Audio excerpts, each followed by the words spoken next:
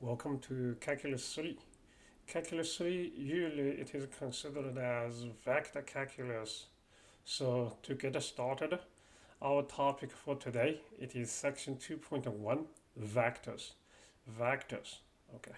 So first of all, maybe let's take a quick look. What are vectors? This is the standard definition. A vector is a quantity that has both magnitude and direction. And also I want to know, geometrically, a vector really can be considered as a line segment with direction or directed line segment. Okay. And now let's take a look at how we can represent a vector in the two-dimensional plane. And the vector, it is a line segment, so it has an initial point and a terminal point. And also it has direction. Usually we are going to say direction, it is from initial point to the terminal point, And then you may want to know, well, with the line segment, well, direction clearly we can see from the graph. How about the magnitude? The magnitude, it is the length of the line segment. And well, on the textbook, it is, how do I call this, double bar notation. And usually in handwriting, we are simply using the double bars or the absolute notation to denote the magnitude of vector. And also the other thing I want to mention here is usually on the textbook, those vectors are in the bold print. In handwriting, usually we put the letter and put an arrow sign on the top of the letter. That is a vector. Okay, that is a vector. And also we may have a zero vector. A zero vector will simply reduce a point, a dot. So it does well. The direction of zero vector points to anywhere, or really you can say, as a textbook, the book is saying the zero vector is the only vector without a direction, Okay. And also many times a vector, it is a quantity, right? We want to compare two vectors. But anyway, keep in mind, a vector, it is a quantity with two things, magnitude and direction. So we say two vectors are equivalent, or can I say two vectors are the same if they have the same magnitude and direction. And now let's look at the drawing on the textbook. Okay, a vector, it is a line segment with direction pointing from the initial point to the terminal point, and it is a line segment. The length of the line segment, it is the magnitude. Direction, it is shown on the textbook here. Okay, and also the other thing we just mentioned, when we compare vectors, we do compare both things from the vector, the magnitude and the direction. So I'm saying, look at the drawing here. That's a vector v1, v2, v3, v4, v5. The textbook meant to say all these vectors are the same because they are pointing to the same direction. And again, I hope it is clear they are pointing to the same direction. Another way to recognize vectors pointing to the same direction, you can, because the vectors in a two-dimensional space or even in a three-dimensional space, they are line segments. If they are parallel line segments, they are all parallel lines, right? And also, I would say roughly looks like they have the same length. So you need a v1, v2, v3, v4, v5. They are all equivalent vectors, or really they are a single vector. They are the same vectors. Okay. And how about take a quick look? How do we make an actual vector? Sketching vectors. Sketch a vector in the two-dimensional plane from initial point 1, 1 to 8 and 5. Let's click on solutions. This is really the two-dimensional plane. And so we have point P, it is the 1 and 1. Point Q, it is at 8 and 5. So the line segment pointing from P to Q, that is a vector. See that here we do use an arrow on the top to denote a vector. And sometimes we just a single letter to denote a factor, like U and a V. And then in that case, we are going to have an arrow on the single letter U, or we are having an arrow on the top of single letter V. These are the vectors. And combining factors. I want to say the topic of combining factors, it is about vector operations. So I'm following the order of the textbook. The first operation, it is the so-called scalar multiplication. A vector, it is a line segment with direction, or it is a quantity with direction and magnitude. A scalar quantity, it is a quantity, well, put in a simple way, a scalar quantity, it is a real number. So far, mostly the numbers we deal with in class, these are just scalar quantities. And we want to make sure, we are talking about different things. So when we have vectors, and also we have numbers which are not vectors, we simply use the term scalars. A scalar, it is a real number, or a real number, it is a scalar. That's different from vectors. Okay. And the first thing we have here is for the vector operation, it is a scalar multiplication.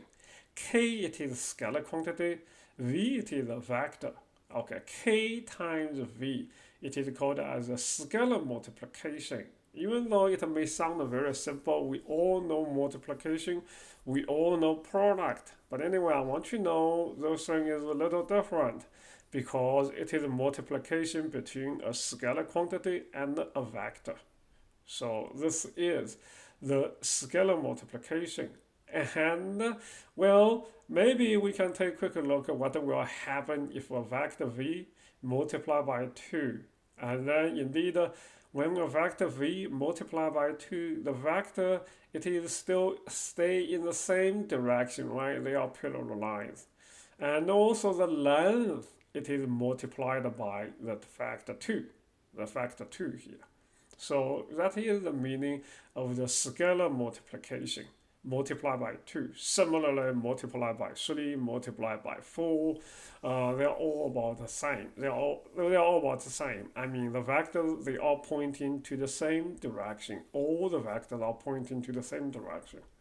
And also, we could have the case, a vector multiplied by a number less than 1, like 1/2. And then if that is the case, the vector still stays in the same direction, such that the length, it is reduced by this factor of 1/2. That is the meaning of scalar multiplication.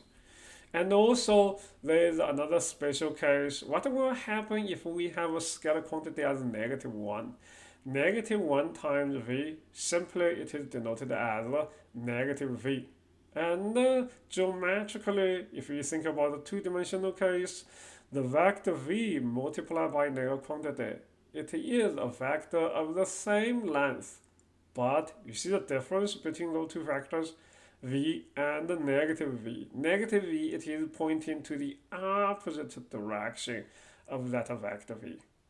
That is scalar multiplication. When you multiply by -1, you are generating a vector of the same magnitude, pointing to the opposite direction. That's the meaning of -v. Scalar multiplication. Vector operation. Vector has, there are many different operations for vectors. At this moment, we are considering those very simple ones. Scalar multiplication. How about let's take a quick look about another operation, vector addition.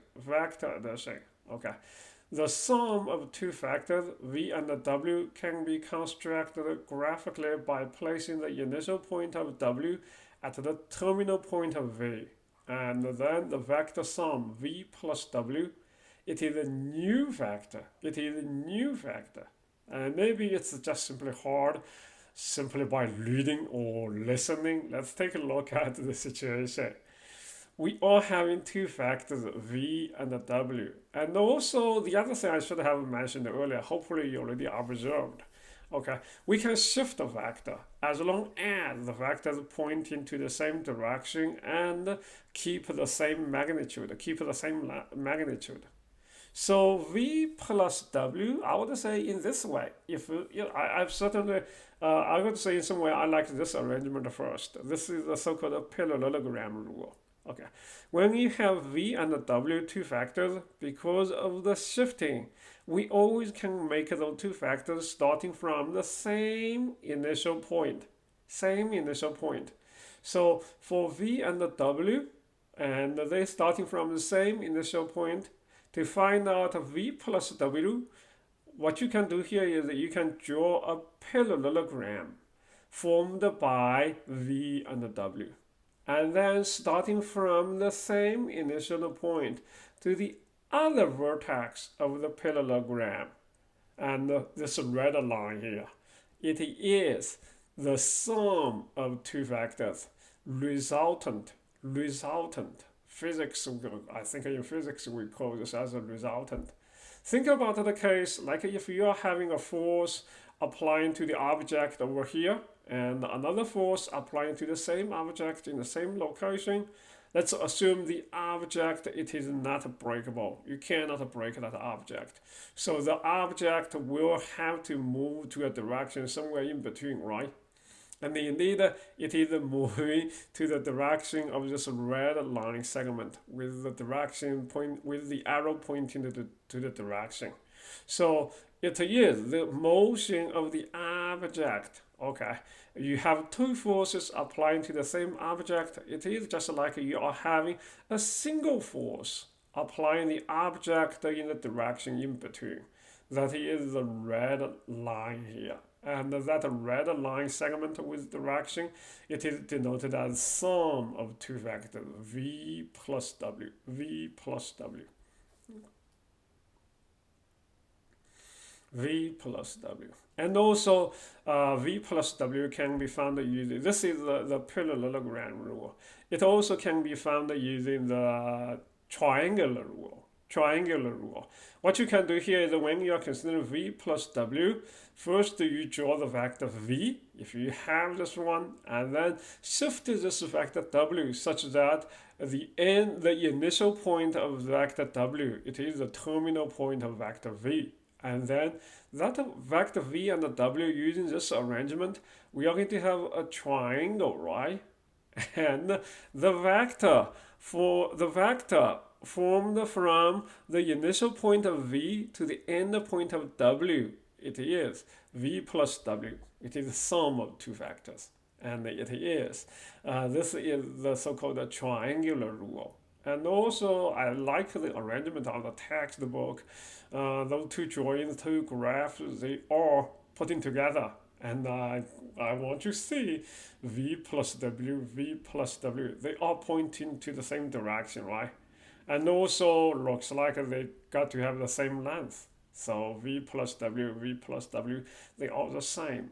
Geometrically, to find out the sum of two vectors, you can use either the triangular rule or the parallelogram rule. And you will get the same sum. And sometimes we call the sum of two vectors as the resultant. How about let's take a break. Thank you for watching.